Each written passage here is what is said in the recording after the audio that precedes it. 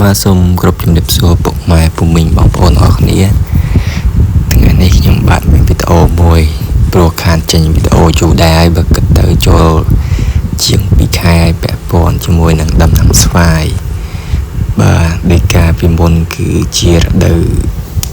ផ្កាស្វាយកំឡុងខែ11 12ដោយសារតែរវល់ពេកអត់បានធ្វើវីដេអូហើយពូជស្វាយផ្កាស្វាយដែលខ្ញុំយកមកបង្ហាញនេះវាមានច្រើនដូចជាប្រភេទពូជស្វាយអៃវិននេះដូចខ្ញុំបានបង្ហាញនេះគឺជាពូជស្វាយអៃវិនផ្កាស្វាយអៃវិនបាទនេះនៅកំឡុងខែ11 12ហើយនេះបាទហើយនឹងពូជស្វាយនេះគឺមហាឆនកបាទពូជស្វាយមហាឆនកបាទនេះគឺផ្កាស្វាយអៃវិនបាទហើយដើមនេះគឺមានអាយុកាល3ឆ្នាំហើយក្តាប់ចាប់ដើមផ្ដើមដែរយើងដឹងហើយគឺផ្លែស្វាយអៃវិនគឺ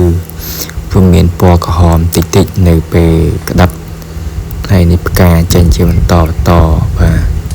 ហើយដើមនេះគឺមានអាយុកាល3ឆ្នាំហើយបាទធ្លាប់បានទទួលទិន្នផលឆ្នាំមុនម្ដងបាទនេះផ្កា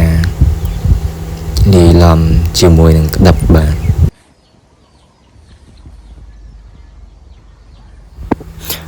ហើយនៅមានប្រភេទស្វាយងាឆាងដែលហៅអ្នកខ្លះហៅថាស្វាយប្រមោយតម្រៃរៀងទៅវែងហ្នឹងចាំមកចុងវីដេអូខ្ញុំនឹងដាក់ឲ្យឃើញបាទដាក់បង្ហាញជូន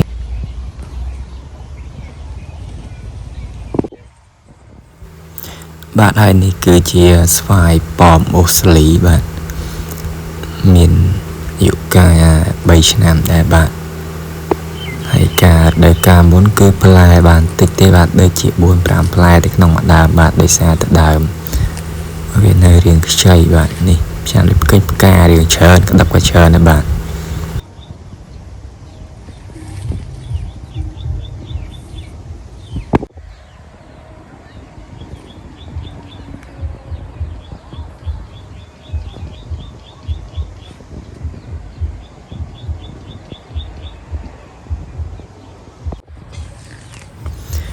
បាទអានេះគឺជាផ្កាស្វាយកែវចិនបាទ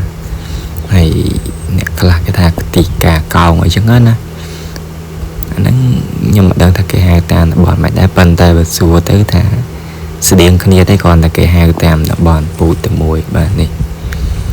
អាយុកាល3ឆ្នាំបាទឃើញថាផ្កាយ៉ាងច្រើនឆ្នាំមុនជាងឆ្នាំមុនឆ្នាំមុនអត់មានផ្កាទេបាទដើមនេះអី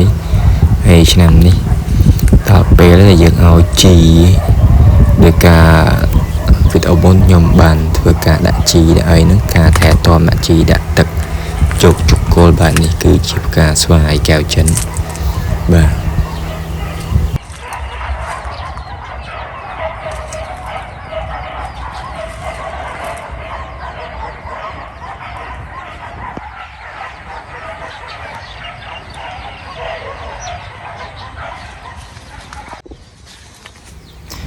បាទហើយនេះគឺជាពូជស្វាយខៀវស្វើយឆ្នាំហ្នឹងឃើញចេញ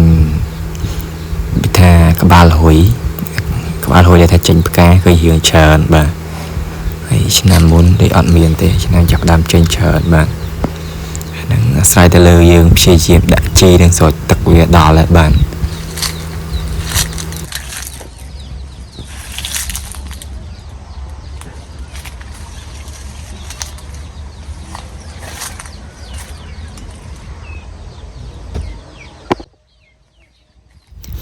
បាទហើយនេះក៏ជាស្វាយខៀវស្វើយដែរបាទ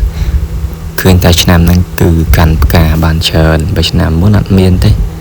ឆ្នាំនេះចាប់ដើមផ្កាច្រើនបាទ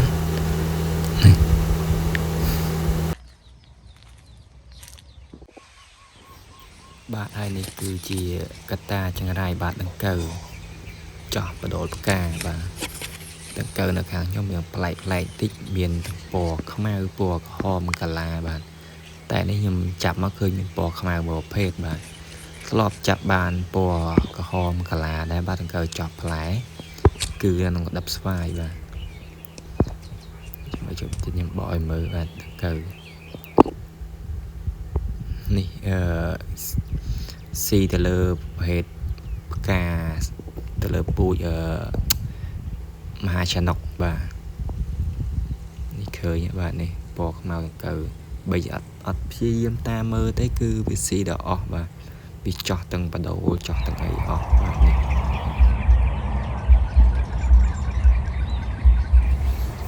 បាទនេះឃើញជាក់ស្ដែងតកៅគឺពណ៌ខ្មៅកាឡាដោយតកៅកូនជុកចោះស្ពៃក្តោបចឹងបាទអ្នកដែលធ្លាប់ដាំស្ពៃក្តោបជាពិសេសកសិករនៅតំបន់ដាំស្ពៃក្តោបស្ពៃខាត់ណាយស្គាល់តកៅកូនជុកប៉ារ៉ាបា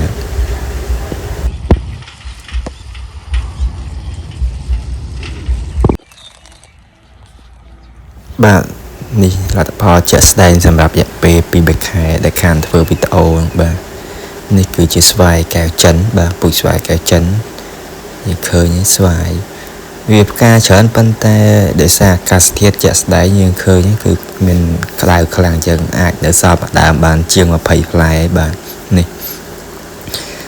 សិតស្វាយកែវចិននៅសល់ពីការឈូសហើយបាទនេះទៀតបាទនេះ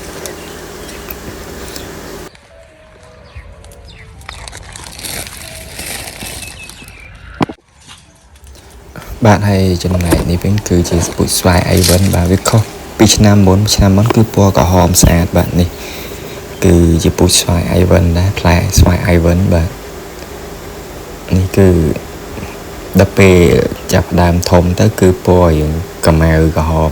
ប៉ុន្តែនៅពេលដែលទុំគឺប្រែទៅជាពណ៌ដូចពណ៌ក្រូចវិញបាទ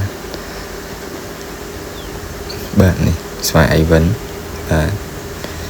ចាំនៃអាកាសធាតុក្តៅខ្លាំងហើយអត់ប្រើថ្នាំដោយសារតែរវល់អត់ប្រើថ្នាំប្រភេទពួកបរនិងកាល់ស្យូមហើយនេះគឺស្វាយប៉បអូស្ត្រាលីបាទនេះសត្វតែច្រកថងខ្លាចសត្វមកតិចបាទ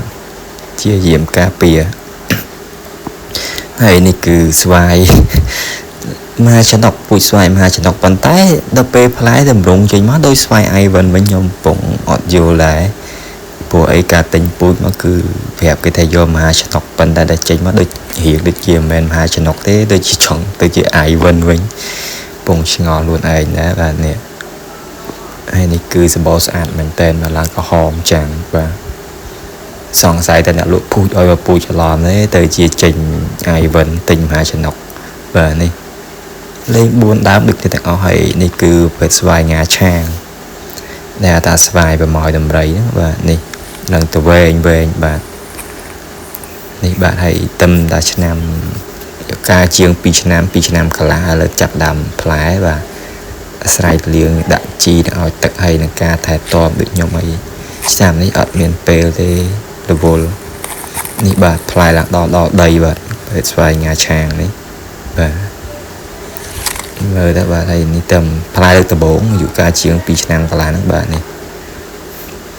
ហើយគប់សមអាកាសធាតុក្តៅផងអត់បានថែទាំទៀតផ្លែក៏អត់សូវនៅដែរបាទតែគ្រាន់ផ្លែធំល្អបាទ